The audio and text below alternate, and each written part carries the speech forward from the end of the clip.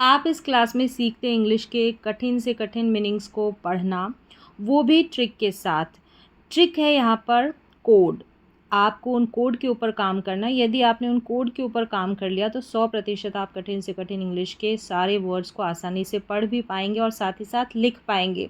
अब कोड क्या होते हैं इंग्लिश में? छोटे छोटे जो अक्षर रहते हैं उनका समूह रहता है जो बार बार इंग्लिश के स्पेलिंग्स में रिपीट होता है। जैसे TION शन हो गया, DGE को हमने ज पढ़ा। ठीक है, तो इस तरीके से काफ़ी सारे कोड्स रहते हैं। इनके ऊपर अगर आपने एक बार काम किया, एक बार इनको सीख लिया तो बड़ी से बड़ी स्पेलिंग्स को आप आसानी से पढ़ पाएंगे। तो चलिए स्टार्ट करते हैं क्लास को। तो यहाँ पर इस स्पेलिंग में हमारे दो कोड है। एक तो है CON जिसको कन या कॉन करके पढ़ा जाता है। फिर देखिए ENCE, इसको एंस पढ़ा जाता है। ENCE को एंस पढ़ा जाता है। तो स्पेलिंग को देखें। सबसे पहले पढ़ा CON con, CON con, FLU flu, FLU flu.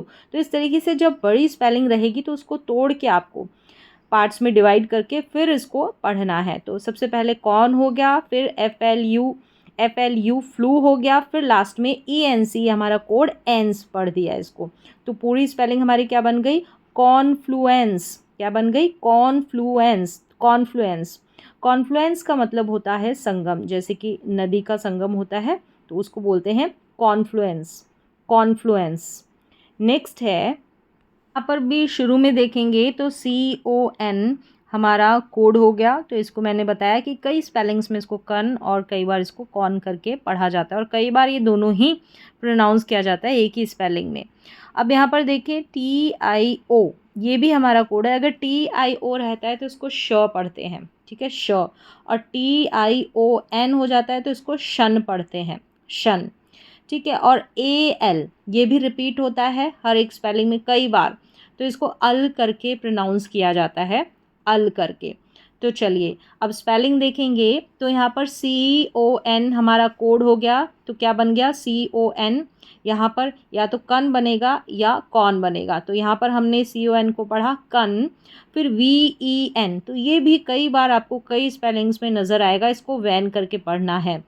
तो यहाँ पर हो गया कन, CON कन, VEN वैन, और TIO श, श। और लास्ट में हमारा AL भी कोड है और N उसमें मिल गया तो नल हो गया, NAL नल।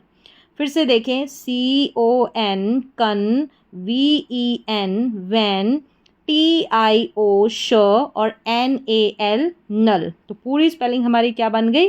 कन्वेंशनल। क्या बन गई? कन्वेंशनल। कन्वेंशनल। कन्वेंशनल का हिंदी अर्थ होता है पारंपरिक। पारंपरिक को हम इंग्लिश में बोलेंगे कन्वेंशनल। कन्वेंशनल। नेक्स्ट है, इस स्पेलिंग में भी शुरू में हमारा कोड आ गया CON जिसको कन या कॉन करके पढ़ा जाता है। और फिर एक और कोड है यहाँ पर TIVE, ये भी रिपीट होता है, इस तरीके से आता है लास्ट में। तो टिव करके इसको प्रोनाउंस करते हैं, टिव करके पढ़ेंगे TIVE को, टिव। तो चलिए स्पेलिंग देखेंगे तो शुरू में CON, इसको कन पढ़ा, CON कन। फिर यहाँ पर S आ गया। ठीक है, S। तो यहाँ पर SE को से पढ़ेंगे, SE को से, जे नहीं पढ़ेंगे क्योंकि S से पहले N है। N हमारा कॉन्सोनेंट है, व्यंजन है। अगर वाउल लेटर रहता AEIOU में से एक रहता तो हम S को ज पढ़ते। तो यहाँ पर से पढ़ेंगे, SE को से। फिर से देखिए CON कन, SE से, और CU को Q करके प्रोनाउंस किया जाएगा, Q, CU को Q। और लास्ट में कोड आ गया तो टिव करके पढ़ा, TIVE को टिव करके। फिर से देखें CON कन, SE से, कन से। फिर है Q, CU Q, और TIVE टिव। तो पूरी स्पेलिंग हमारी क्या बन गई? Consecutive. Consecutive. Consecutive. Consecutive. Consecutive का मतलब होता है निरंतर या लगातार, उसको बोलते हैं कंसेक्यूटिव। कंसेक्यूटिव। नेक्स्ट है, तो यहाँ पर भी CON कोड है हमारा, इसको हम कन पढ़ेंगे। क्या पढ़ेंगे? कन। और यहाँ पर बाद में CEAL है। अब या तो इसको कील पढ़ेंगे या सील पढ़ेंगे, तो यहाँ पर हम सील पढ़ेंगे क्योंकि सी के बाद में ई है, इसलिए हमने सील पढ़ा। क्या पढ़ा? सील। कंसील, कंसील, ये पूरी स्पेलिंग हमारी बन गई conceal, CON, CEAL, seal, conceal. Conceal का मतलब होता है छिपाना, गुप्त रखना, किसी से सीक्रेट रखनी है कोई चीज़, तो कंसील उसको बोला जाएगा। नेक्स्ट है, अब यहाँ पर भी हमारे 2 कोड है जो बार बार रिपीट होते हैं। एक तो DIS डिस है, फिर लास्ट में TION शन है, जो मोस्टली रिपीट होता रहता है। तो यहाँ पर पूरी स्पेलिंग को पढ़ेंगे तो DIS तो बन गया डिस हमारा, ठीक है, DIS डिस। और CR जब भी साथ में इसको क्र करके पढ़ा जाता है तो CRI को साथ में पढ़ेंगे तो ये हो गया क्री। क्या बन गया? डिस्क्री, डिस्क्री। फिर है MI, या तो माई पढ़ा जाएगा या मी पढ़ा जाएगा। यहाँ पर मी पढ़ेंगे, बीच में आ रहा है तो डिस्क्रीमी। और यहाँ पर NA को ने पढ़ा जाएगा, NA ने, और TION शन। तो पूरी बड़ी स्पेलिंग है, इसको तोड़ के आपको पढ़ना है। तो देखिए, सबसे पहले डिस हो गया, DIS, फिर CRI क्री, MI मी, NA ने, और TION शन। तो पूरी स्पेलिंग हमारी क्या बन गई? Discrimination, discrimination, discrimination. डिस्क्रिमिनेशन का हिंदी अर्थ होता है भेदभाव करना, रंग रूप के आधार पर डिस्क्रिमिनेशन उसे बोला जाएगा। चलिए नेक्स्ट स्पेलिंग देखेंगे। यहाँ पर भी एक तो शन हो गया कोड, और PER जैसे बीच में आ रहा है, ये भी मोस्टली रिपीट होता है, इसको पर करके पढ़ा जाता है, पर।